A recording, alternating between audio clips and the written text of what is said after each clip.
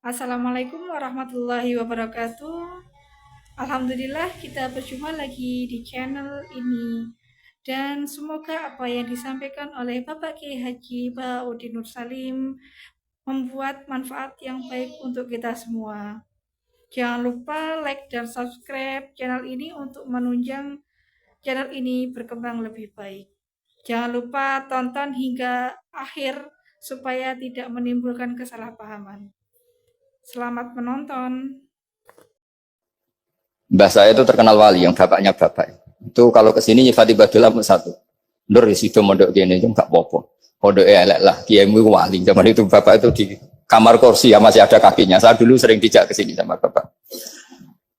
Jadi mbah saya itu terkenal wali dulu. Jadi mbah saya itu tirakat terus sampai kapundhut itu poso terus. Kebetulan cucunya agak niru. Saya tidak niru itu karena itu Gus Zaki. Memang disuruh tidak niru. Kata mbah saya, kira usah tirakat. Terus tak tirakat ya. Gitu. Jadi saya, Mbah Mun juga gitu. Kok haram tirakat, tak tirakat ya. Saya senang sekali. Tapi tua-tua kok mikir putu. Nah, terus tirakati putuku sopo. Jadi mulai jadi kiai betul Mas Nadif, saya ini sudah mulai mikir putu. Karena saya ini termasuk orang yang kecelok alim yang enggak banyak orang menghormati karena sudah diramal sama mbah-mbah. Di dulu mbah saya Mbah Nur Sam itu kakak saya itu SMP, SMA. Kakak saya yang kedua juga SMP, SMA. Mbah saya itu Mbah Nur Sam itu yang nganterkan bapak ketika mondok sini itu. Yang ikrar karo Badullah wali Mbah Nur Sam. Ahli tirakat, ahli puasa. Itu bilang, Nur, anak sing iki aja pondok, aja sekolahno. Sumben sing ngalim ku anak sing iki. Ketika saya hampir tamat SD sama mbah saya Tuban, mbah saya Narukan juga di Sabdo begitu. Singkat cerita saya mondok sarang. Mondok sarang pertama langsung dikenal Mbah Mun, wong anak kiai jadi langsung dikenal. Didoni macam-macam terus jadi wong alim juga ada yang ngelem. Biasa aja untuk dongane wong sepuh. Ya sebenarnya agak kecewa ya, saya inginnya kan dianggap prestasi gitu, ternyata dianggap doanya orang-orang sepuh. Ya, makanya kula niki mriki ya rodok ya syukurlah sama Bang Mutamakin sama semuanya karena tadi kenapa saya harus cerita ini. Quran sendiri mengakui bahwa orang soleh itu diantara aturannya adalah dzurriyyatam ba'duha min ba'd. Meskipun Allah bisa bikin orang soleh dari mana saja, tapi yang legitimit itu memang dzurriyyatam ba'duha min ba'd. Dan kata dzurriyyah itu tasmalu auladal inas, kata Ibnu Hajar al-Asqalani, memasukkan turunan yang dari ibu. Meskipun tentu secara wali nikah atau secara disiplin nasab dari ibu itu tidak ngefek. Tapi dari segi fa'innal irqadassas, bahwa sistem tubuh kita itu tetap ada gen dari seorang apa? Ibu. Sehingga banyak ulama tafsir mengatakan dzurriyyah itu tasmalu auladal inas. Dzurriyyah itu memasukkan turunan dari apa? Ibu. Bapak saya itu nasabnya nasab wali. Jadi mbah-mbahnya itu suka tirakat, suka. Ibu itu nasab kiai. Jadi kalau bapak wiridan itu, kalau istiqomah itu disalahkan sama keluarga ibu. Istiqomah itu salah. Karena ijabu malam yajib, mewajibkan sesuatu yang tidak wajib. Itu masalah secara ilmiah. Mbah Mun itu sering kritik, kalau ada pondok kok wajib puasa, wajib merawat itu sering kritik. Itu secara fikih bahaya. Ijabu malam yajib, mewajibkan sesuatu yang tidak wajib. Dan itu kriminal dalam bab fikih. Betul itu, sama cari di Sulam Taufik, babnya itu ngeri. Ijabu malam yajib itu tidak dihitung minal kabair. Dicari sendiri itu di bab Sulam Taufik, tidak perlu saya sebut, itu parah betul malah cara menvonis Abdullah bin Husain bin Thohir di Sulam Taufik. Ijabu malam yajib. Tapi pondok-pondok yang tirakat tidak kurang dalih. Niki boten majibaken, ngelatih. Boten majibaken tapi napa? Nah, silsilah dari keluarga ibu itu suka ilmu. Sehingga Abdullah bin Mas'ud itu tiap hari itu mensweeping orang yang sering duha. Kalau ada orang duha istiqomah itu disweeping. Awas, harus seminggu sekali, nggak boleh tiap hari. Masa sholat fardu kamu saingi sholat duha? Nggak boleh, fardu tersaingi. Itu Abdullah bin Masyhur itu, sama cari di Al-Ghunjah itu. Sayyidah Aisyah kalau ada orang duha tiap hari dimarahin. Dan itu secara konstitusi ilmu benar karena Nabi Qiyamul Lail Ramadan itu hanya 4 hari yang dipandu. Lainnya itu enggak. Khasyata ayyufradu alaihim, kalau dalam sahih takut dianggap fardu. Akhirnya istiqomah itu masalah di keluarga saya yang dari ibu. Nah kebetulan kita ini suka ada istiqomah, akhirnya ya seperti ini. Tapi ini ilmu harus kita bicarakan. Tapi yang istiqomah, Bapak itu pengagum Badulah. Bapak itu suka sama istiqomah. Karena punya guru dulu Ki Zubedi istiqomah, Badulah istiqomah. Tapi jangan kira Badulah itu hanya istiqomah. Saya punya sanad banyak. Mungkin Gus Zaki lebih tahu. Sering saya diceritain Bapak. Badulah itu nak ambek wong fase teman-teman itu rapati cocok. Senajan to majib no fase. Tak takok iki nopo. Empuk nak ke fase darani wong awam untuk ganjaran. Mergo macane Quran gak fase. Padahal untuk ganjaran mergo seneng Quran. Jadi terus tak takoki Bapak, niku saged damel syariat mboten? Ya ora kena, pokoke ngono. Jadi gue ngekrori. Artinya beliau ndak ingin lah gara-gara kita terlalu pakem tajwid kemudian nganggap siapa saja baca Quran salah kemudian tidak dapat pahala. Bisa saja hamalahum ala ayakraul Qur'an apa mahabbatuhum wa iskuhum wa kada wa kada. Jadi akhirnya saya jadi tahu. Oke, secara makhraj salah, tapi iseknya benar, mahabbahnya benar, brontonya benar. Jadi sebetulnya Badulah itu punya sekian makalah tentang ilmu. Hikam juga gitu. Nur nak cah santri ngaji Ihya itu jauh oleh. Saya nak ngaji Hikam mojo. Maksudnya beliau entah kalau setelah itu Badulah itu melarang siapa saja santri ngaji Hikam itu dilarangnya ada kelas tertentu untuk boleh ngaji Hikam. Nah, kenapa saya cerita ini? Karena saya masih ingat betul di antara wasiatnya Mbah Mun itu. Pirroh sebab apa Fatihah kok ihdinas siratal mustaqim bukan siratoka tapi siratal ladzina an'amta alaihim. Dawe Mbah Mun fa inna Allaha ta'ala la ya'kul wa la yashrab wa la yanqih wa la kadza wa kadza. Allah itu enggak makan, enggak minum, enggak tidur. Sehingga kita enggak bisa niru Allah. Tapi yang makan tidur itu manusia. Sehingga kalau ingin dekat Allah ya niru siratal ladzina bukan siratoka. Kita cara tidur niru Kanjeng Nabi, niru ulama, cara makan, cara minum, niru Allah tidak bisa. Makanya bukan ihdinas siratal mustaqim siratoka tapi siratal ladzina an'amta. Maka dalam beragama itu butuh master, butuh panutan. Ya tentu Mbah Mun oleh ngendikan pakai luwet orang-orang kuno. Cara Mbah Mun pakai cantolan. Maka saya punya makalah banyak dari Bapak, dari Mbah Mun, dari Mbah Zubair, dari sampai saya itu hafal sanad sampai Rasulullah SAW. Karena yang bisa mengawal ilmu itu sanad. Termasuk saya di sini bawa kitab Ar-Risalah Al-Qusairiyah. Nanti saya baca beberapa panutan kita. Di sini ada Abdul Qasim Al-Junaidi, ada Abu Yazid Al-Bustami, ada banyak ulama yang ditulis Ar-Risalah Al-Qusairiyah. Dan itu yang membentuk Imam Ghazali, kitab Ar-Risalah Al-Qusairiyah. Tapi sekarang kita ini tidak belajar lagi tentang tasawuf. Tasawuf itu Abdul Qasim Al-Junaidi jadi wali itu bukan wiridannya terlalu banyak, enggak.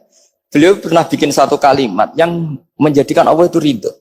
Kalimatnya begini, kalau malam beliau wiridan gini, ya Allah, kenapa engkau ngasih rezeki saya? Padahal engkau tidak butuh saya. Kalimatnya sederhana. Kalau seorang majikan ngasih servis sama karyawannya, memang butuh pekerjaannya.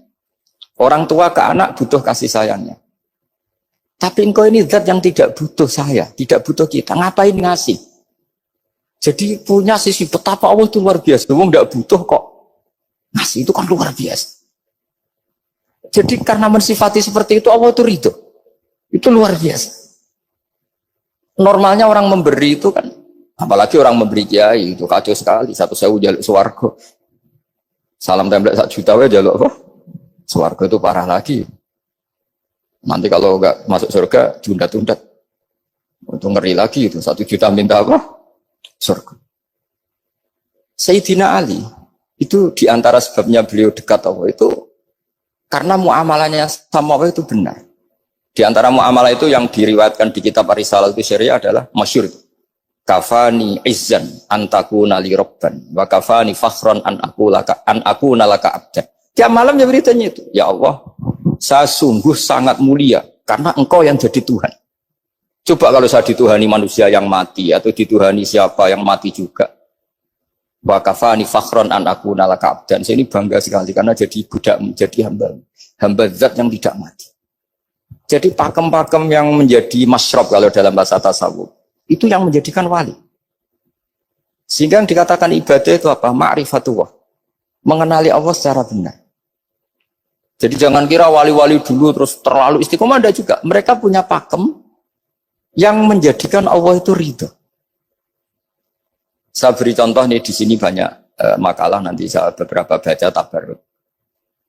Banyak riwayat dari orang-orang sufi. Nabi Ibrahim itu pernah ketemu orang Majusi. Beliau terkenal sakhok, terkenal sakhian.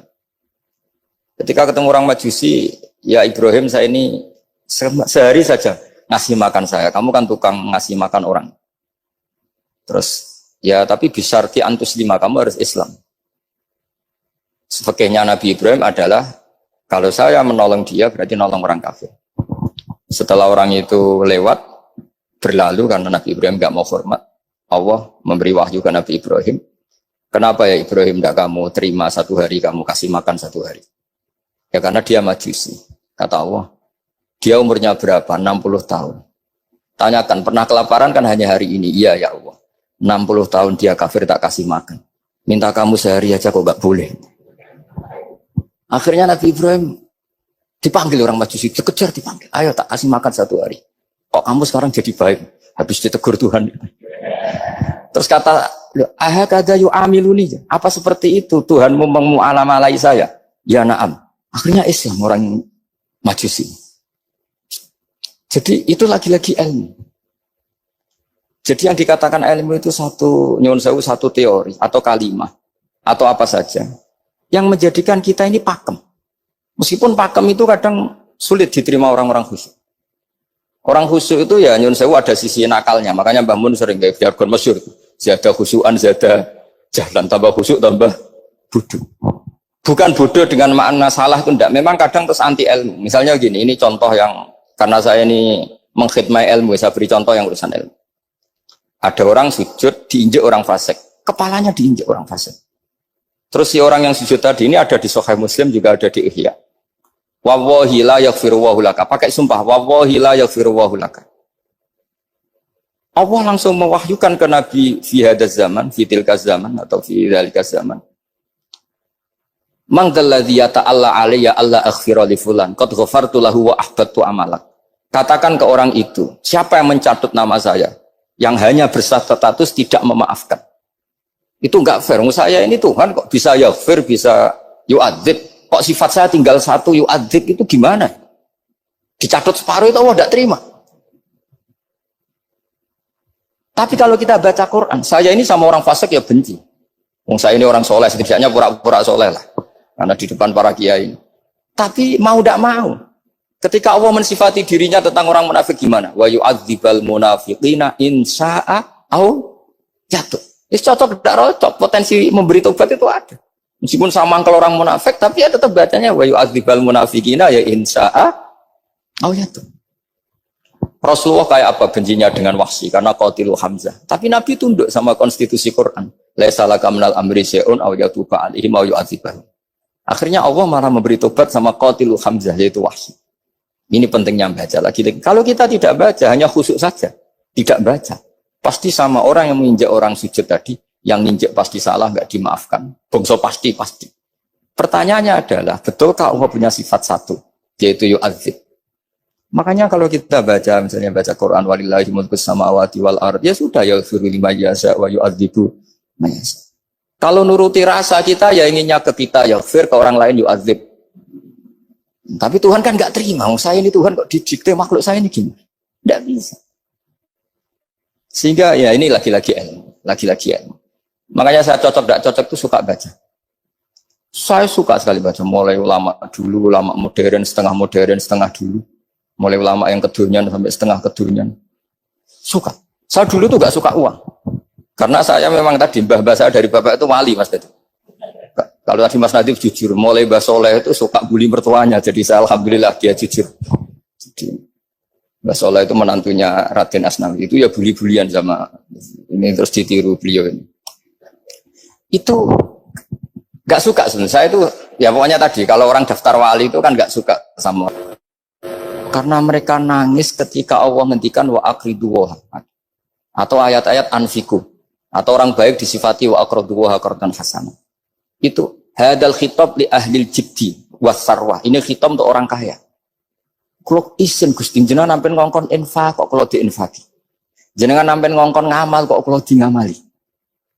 Jadi maka yuhibbunal mal, mereka tidak suka harta. Walakin liyana luladzatal khitab bil infak, dan itu harus kaya dulu untuk bisa infak. Jadi itu uniknya. Akhirnya saya Imam Sa'roni Penting juga kaya.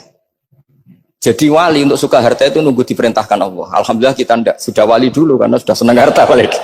Jadi kayaknya keren kita di bang wali-wali itu. Artinya wali itu tahu pentingnya harta setelah jadi wali. Kita alhamdulillah mulai kecil sudah tahu pentingnya harta. Kayaknya kita lebih wali. Imam Syafi'i itu dulu gak suka sama orang kaya. Saya berkali-kali ceritain. Karena dia dididik Sufyan As-Tsauri, Sufyan bin Uyainah. Tapi ketika ketemu Imam Malik itu kaya raya. Meskipun dia hidupnya sederhana, tapi kaya raya. Pas beliau mau, Imam Syafi'i dia agak-agak sopan kalau sekarang tanya, setelah jenengan ilmu yang saya harus ambil siapa? Kata Imam Malik, yang sealim saya itu sudah meninggal Abu Hanifah, tapi muridnya masih, namanya Muhammad bin Hasan Asy-Syaibani. Kamu datang ke sana. Semalam itu Imam Malik dikasih uang 500 dinar. Padahal 1 dinar itu 4,25 gram. Bisa dihitung berapa ratus juta. Terus paruhnya dikasihkan Imam Syafi'i. Nah, kita kasangoni. Pagi-pagi diajak ke Baki. Dulu Baki itu ada kafilah rental unta. Mana kafilah yang mau ke Irak? Kita. Ya sudah ini antar. Tak bayari. Diantar Imam Syafi'i. Diantar ke Imam Muhammad bin Hasan Asy-Syaibani di Irak. Itu ketemu Muhammad bin Hasan Asy-Syaibani pertama itu apa? Beliau itu kalau ngitung uang di meja. Emas-emasnya di meja, uangnya dolar, semuanya di meja. Tambah kaget, ini saya sama Imam Malik ingkar, ini malah lebih parah lagi. Kata Muhammad bin Hasan Asy-Syaibani, "Atajabu min hadza." Kamu kagum dengan ini, merasa aneh? Iya. Ya sudah, ini tak kasihkan orang fasik. Tinggo demenan, tinggo judi. Jangan, jenengan saja. Kalau jenengan kan orang soleh dipakai kebaikan. Berarti orang soleh boleh kaya. Angsal-angsal. Semenjak itu Imam Syafi'i kebablasan. Sampai fatwa kiai fakir itu haram. Kiai bisa bikin rumah bagus, bikin rumah jelek, haram. Puasa al-Islam ya Allah wala yulah. Nah, lagi-lagi kebetulan kita sebelum ngaji Imam Syafi'i sudah seperti itu. Jadi ini justifikasi. Lagi-lagi itu ilmu. Saya ulang lagi-lagi itu ilmu. Akhirnya saya baca kitabnya Imam Sa'roni namanya Al-Minanul Kubro. Itu beliau cerita wa mimma manallahu alaihi. Kesannya kayak orang sombong. Tapi sebetulnya yang sopan itu yang sombong. Karena Imam Sa'roni kan bilang, kamu harus memaklumatkan diri kalau antum minal ulama il amilin. Kamu termasuk ulama yang amilin. Terus ditanya sama orang-orang, bagaimana kalau nyatanya enggak? Kamu tadi subuh sholat, ya saya sholat. Kamu tadi zuhur sholat, ya saya sholat. Kenapa ketika kamu maksiat ingat terus, ketika kamu taat tidak ingat? Berarti kamu anggap Allah itu menyesatkan kamu tok, tidak pernah ngasih hidayah sama kamu. Pas delok rondo ning dalan kok maksiat, bar salat ora tau syukur, bar zuhur ora tau syukur, berasa. Berarti kan nyifati Allah, hari ini Allah ngasih saya maksiat. Sementara lupa kalau Allah ngasih salat zuhur, salat asar, salat maghrib, salat isya. Oh sudah di situ al-Minanul Kubro, pokoknya orang itu soleh semua. Nah saya itu termasuk orang yang didikte oleh kitab, terbentuk oleh kitab Al-Minanul Kubro. Jadi di situ hidup itu enak semua. Makanya saya itu masih ingat dialeknya dua orang alim. Nggak berusaha sebutkan, ini agak sensitif. Karena ceritanya itu ada anaknya kiai mau nyalek. Karena dia anaknya kiai tanya, Mbah, dalilnya nopo nanti yang kepengen jadi jabatan, mencari jabatan itu sah. Kalau yang jawab tak sebut nggak apa-apa namanya. Jawabnya Mbah Mun, oleh nggak apa-apa. Nabi Yusuf juga ada jabatan. Terus beliau baca, Qalat alni ala khuzainil ardi inni khafifun alim. Nabi Yusuf juga ada jabatan, ya Rabbi. Didebat sama orang alim. Itu Nabi Yusuf, syariatnya itu mansukhoh di syariati Rasulullah Muhammad SAW. Setelah tamunya pulang, Mbah Mun dibantah gitu. Dari Mbah Mun gini bilang, anut kiai wae oleh pemenang anut Nabi. Masih ingat kalimatnya. Anut kiai wae oleh pemenang anut. Artinya Nabi Yusuf kan minta jabatan ij'alni ala khuzainil ard. Jadi akhirnya semenjak itu fikih-fikih ilmu tadi saya ulang lagi. Akhirnya saya cari, termasuk saya disuruh bangun. Saya golekno dalile nak wong soleh oleh jabat. Hatinku, wong dalil kok diorder saya ya sempat. Ternyata saya cari-cari ya tadi am yahsudunan nasa alama atahum wa min fadlillah faqad ataina ala Ibrahim alkitab wal hikmata wa atainahum mulkan azim. Keluarga Nabi Ibrahim di antara sifat yang disebutkan Allah adalah dikasih mulkan azim. Sebab itu akhirnya kiai Indonesia itu mazhabnya Syafi'iyah semua. Politik ya kerso, jabat ya kerso, proposal ya kerso. Saya ini, maksud saya ini yang menyelamatkan ilmu. Kalau orang khusyuk pasti gedeng. Kiai kok gelem proposal, kiai kok para pejabat. Tapi orang ilmu setuju. Nah saya nggak tahu setujunya itu bawaan ilmu apa bawaan nafsu tadi itu yang mulai saya data. Nah kalau saya kan bawaan ilmu saya baca. Itu bedanya saya dengan Mas Nadif jadi bawaan baca. Karena kemarin saya dibully habis-habisan di Kudus. Saya tidak punya kesempatan bicara di menantunya Neng Muah ya. Wah ini kurang ajar betul orang ini kata saya. Tapi saya nyari sisi positifnya. Kalau saya dibully kan saya madlum. Orang madlum gampang jadi wali. Yang dia bully berarti zalim ya sudah berarti wali saya gitu. Nah supaya dia juga wali sekarang tak bully supaya impas gitu. Jadi ini nolong beliau. Jadi saya 22 hari itu kalau habis subuh ke rumah sakit, tapi kalau asar pulang ngajar. Ya begitu terus. Karena mbah-mbah saya itu sukanya ilmu Masya Allah. Karena ilmu itu penting. Apapun pakemnya para wali itu kalau diingatkan secara ilmu itu terus kayak runtuh. Saya berkali-kali mencontohkan. Dan itu valid, data itu valid. Sufyan bin Uyainah itu orang yang khusyuknya Masya Allah. Gurunya Imam Syafi'i, gurunya Imam Malik. Itu beliau menceritakan dalam kitab Hilyatul Auliya. Nabi Isa itu senengannya itu ceria sekali. Nabi Yahya itu senengannya bersengut, abusan, suka kayak takut akhirat, takut penyakit. Tapi bukan takut corona, enggak ya jelas kan. Saya akhir-akhir ini fatwa, sekarang jangan baca Uwais Al-Qarani, tapi Al-Qarni. Meskipun saya tahu ada yang baca Qarani di kitab-kitab, ada yang baca Qarni. Tapi sekarang wajib dibaca Al-Qarni sementara. Sekali dibaca Al-Qarani itu nisbatun ilah. Iya, jadi makanya ini untuk sementara dibaca, ngikuti yang baca Uwais Al-Qarni. Meskipun di sarah-sarah, apa bi fathir ra wakila bi sukun, ya sudahlah sekarang harus ijma dulu Al-Qarni ya, karena kalau Al-Qarani itu akhirnya Nabi Isa ditegur sama Nabi Yahya. Mali aroka dohikan ka'annaka ta'manu min makrillah. Saya melihat kamu kok suka tertawa, seakan-akan kamu merasa aman tidak kena azabnya Allah. Nabi Isa akhirnya balas tanya, Mali aroka abisan ka'annaka tai'asu min rahmatillah taknatu min rahmatillah. Kowe mbesengut wae koyo dunia orang rahmat, anane corona tok.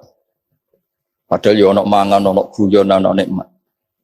Dan itu figur besar, akhirnya kita tahu. Dan saya sering cerita juga, setiap dakwah itu Nabi Isa nyari syirarun nas, Nabi Yahya cari khiyarun nas. Tentu alasan Nabi Yahya gampang, berteman orang baik itu baik lah, nyaman, terus akibatnya juga baik. Nabi Yahya enggak. Dimada tanzilu ala syirarin nas, kenapa kamu singgahnya ke orang-orang yang buruk? Ana tabibun udawil marto, saya ini dokter, tentu menyembuhkan yang sakit. Akhirnya terus di Indonesia banyak kiai yang kancanan orang fasik ya banyak. Tapi ya tentu yang benar itu yang mensolehkan yang fasik. Yang mesti salah yang menjadi fasik karena ketularan yang. Tapi itu lagi-lagi apa? Ilmu yang bisa menjadikan kita percaya itu ilmu.